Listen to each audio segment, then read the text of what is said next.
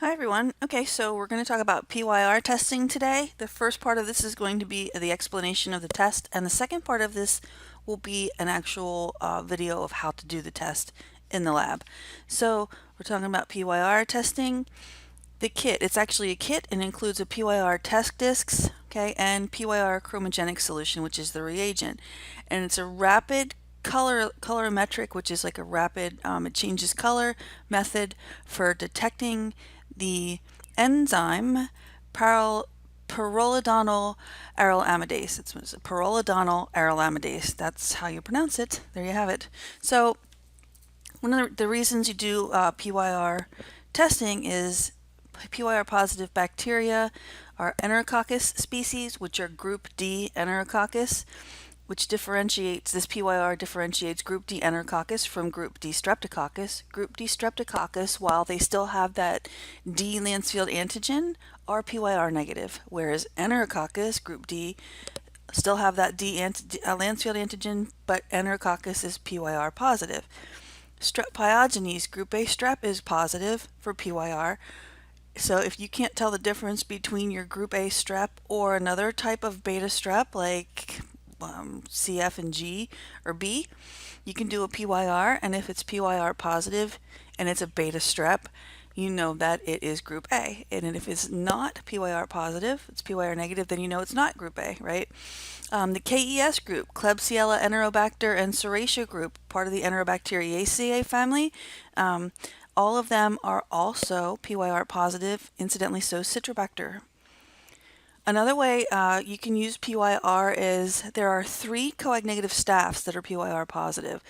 Staph schleiferi, Staph hemolyticus, and Staph lugdunensis. And again, these are all coag-negative staph, but they're PYR positive. And sometimes Staph schleiferi can be a little bit coag positive. So sometimes it's difficult to tell the difference between these. And so say you do a coag and it's positive and it just doesn't look like a Staph aureus, you're just not convinced, do a PYR. If it's PYR positive, you know it's either Schleiferi, hemolyticus, or lugdunensis, but most importantly, you know that it is not Staph aureus. Okay, so that's the reason, several reasons why you would do a PYR. It's a very quick reaction. As I said, it's about 2 minutes, so it's a perfect thing for quick and dirty rule out type of thing. So a positive reaction will be a bright pink red color on the disc. A negative reaction, there won't be any color change, or it may turn a little bit yellow simply because of the pigment of the bacteria. Okay, so next I'm going to show you how to actually perform one in the lab. All right, thanks. See ya. Okay, so we're going to do a PYR test here. Comes in a kit, a box. It comes with a vial of white discs, and it also comes with a bottle of pink liquid developer. The first thing you want to do is you want to take a slide, and you want to take a disc out of the vial and put it on your slide. Now I'm going to take 2 here just to show you a positive and a negative, but for you, because you have a single isolate, you will just use 1 disc per isolate. Okay, the hardest thing about this test is to actually get the discs out with your forceps. So then what you do is you take a sterile pipette with some saline and you wet the discs. Now you just want to barely wet them enough so that they're moist, but you don't want them swimming. So if you see any saline around it, just grab a sterile swab, touch it, and wick off all the extra salines. All you want it to do is be moist enough but not wet. So now we're going to take, right now this is Enterococcus faecalis, and you can take either a stick or a sterile loop, touch a couple colonies. They have to be pure. Remember, this can't be done on a mixed thing. And you just dab the disc. So we're looking right here. I have a stick. I take a couple colonies because it's a pure plate, and I dab right there, all my my isolate onto the disc. Okay.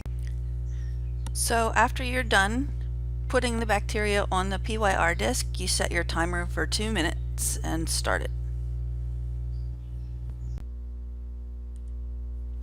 Alright, so now your 2 minutes are up and you can see your timer is at 0. So now what you want to do is you want to take that pink developer and you want to put a drop on each disc that you're doing.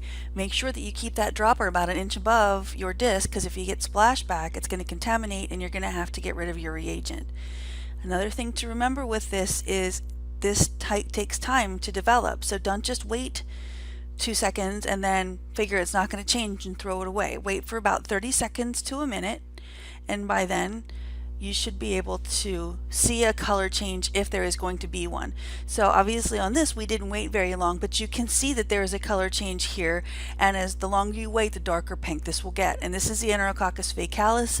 It may also be group A strep or any kind of PYR positive organism, and here as you can see there is no color change. That was the strep pneumo, which is an alpha strep and PYR negative. Okay? Alright, thank you. Have a good day.